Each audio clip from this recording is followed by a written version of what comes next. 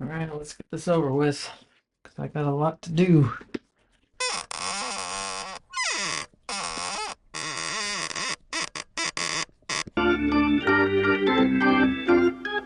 I was 15 years old and the family was driving from Chicago to Wally World in California in our new Wagon Queen family truckster. We were somewhere in Arizona and my dad had just driven the car straight through a large road-closed barrier. The car sailed through the air for about 50 yards before crashing nose first in the dirt. Anyway, very shortly through this traumatic yet impressive incident, my dad split a beer with me. That was the highlight of the trip, except for the part where Roy Wally declined to press charges and we all got to ride the Screamy Mimi with Roy himself.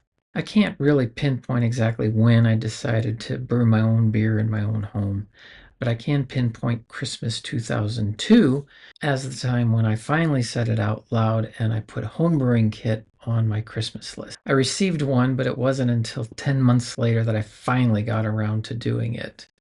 Except for a couple hiccups, it went well, and after 6 short weeks, my Hefeweizen turned out really well, and at that point it was safe to say I was hooked. The following year, I brewed my second batch. This one, however, ran into problems, and while the result was drinkable, overall it fell pretty flat. But only a month after that, I moved on to my third batch, and this one was my first all-grain beer.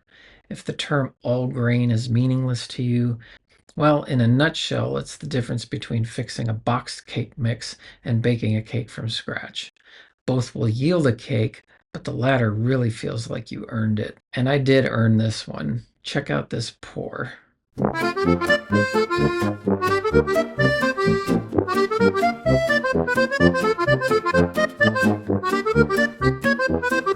That right there is the payoff. Anyway, all of that brings us to this week, batch number 4 and all grain batch number 2. And this time it's a very late in the season Oktoberfest. How did it turn out? Well, we won't know for several more weeks, of course, but I will say the initial brew went very well. In fact, I don't think I've seen a fermentation begin so quickly either.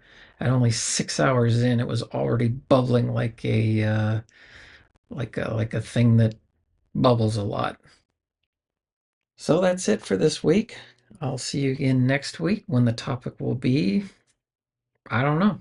I never know what the topic's going to be. That's kind of the beauty of these things, right?